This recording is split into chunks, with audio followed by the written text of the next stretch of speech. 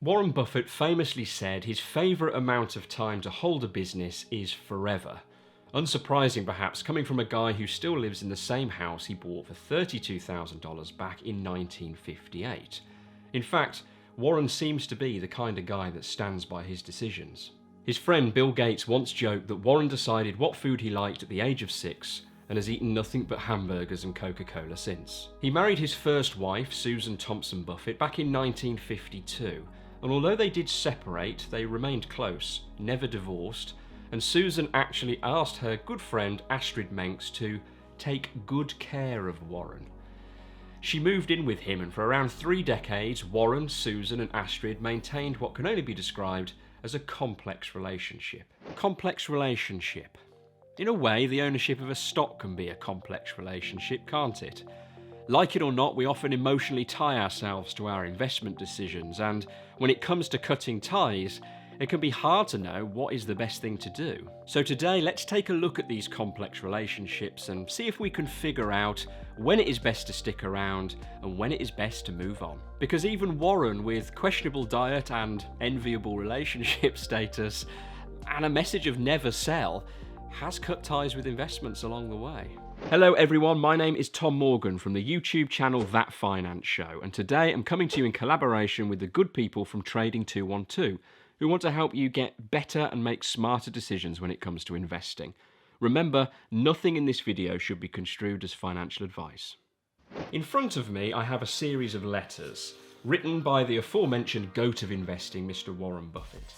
And it's in this letter here, dating back to 1959, that we get the first example of when you should consider selling an investment. I won't say this applies to relationships also, in fear of getting cancelled, but yeah. Sell when a better option comes along. I might mention that the buyer of a stock at $80 can expect to do quite well over the years.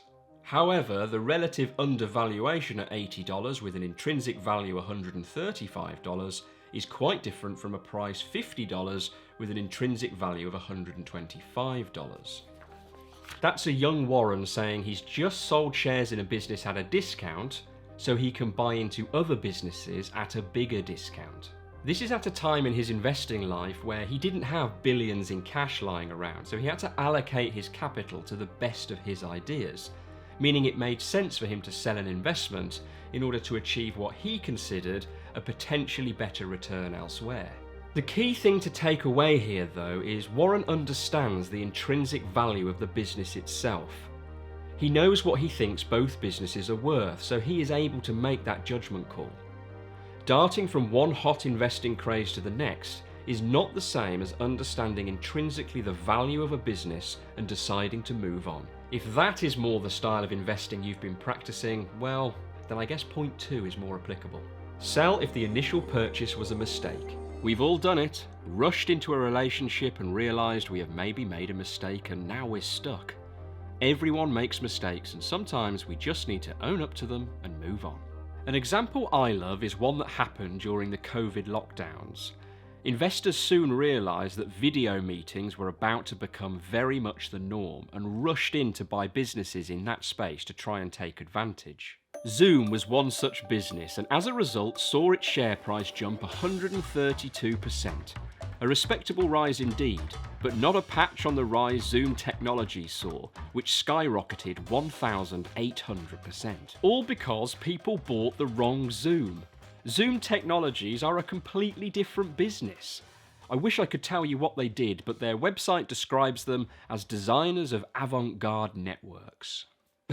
Your guess is as good as mine. But this graph shows the journey that company went on, all because it had a similar name to another hot stock.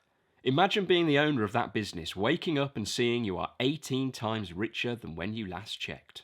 Unfortunately, when investors realised their mistake, they dumped the stock, causing the price to collapse again. Mistakes can be painful, but those that didn't admit their mistake and held on and didn't walk away certainly felt a lot more pain.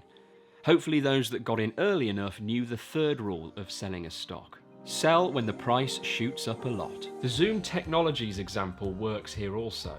Imagine you're an investor in Zoom Tech. You know they have absolutely nothing to do with video calling and instead you are all about their avant-garde approach to networks. Honestly, what on earth does that mean? Imagine waking up one day and you're 18 times richer than the day before. You should probably sell. You see, a stock's price and what a company's worth are two very different things. Rapid rises in price in the short term can often be caused by an irrational exuberance for a company. If you are fortunate enough to buy a business that rockets in value, I'd be asking yourself, has anything fundamentally changed with this business, or is there something in the news that has caused this rise, and should I be taking some profit off the table as a result? Again, this comes back to the same principles as in point 1. You need to understand the intrinsic value of a business. You need to have an idea of what is fair value. And you also need to have a good grasp on news and current affairs that surround that business. Which brings me nicely onto the final point.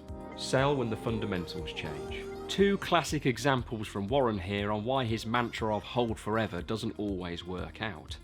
He sold out of Tesco because he fell out with the managers, which is code for a £250 million accounting scandal.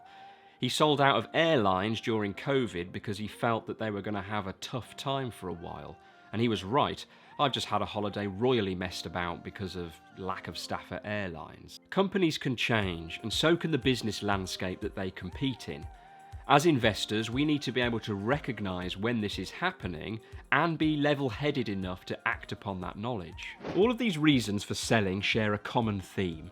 They rely on you having a good understanding of the business and justification on why you bought in at a certain price. If you want to invest in individual companies, then you need to be doing research.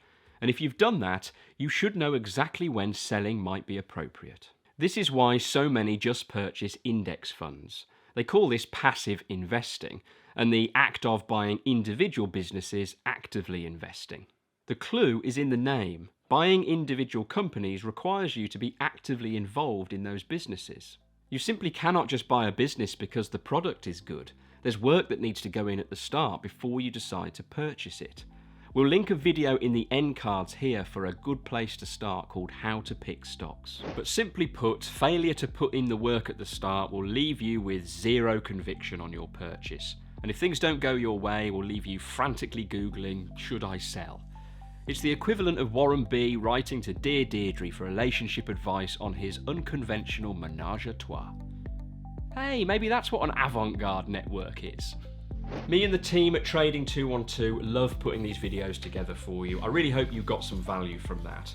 If you did, please drop a like on the video and consider subscribing to the Trading 212 YouTube channel with notifications turned on so you don't miss any future uploads.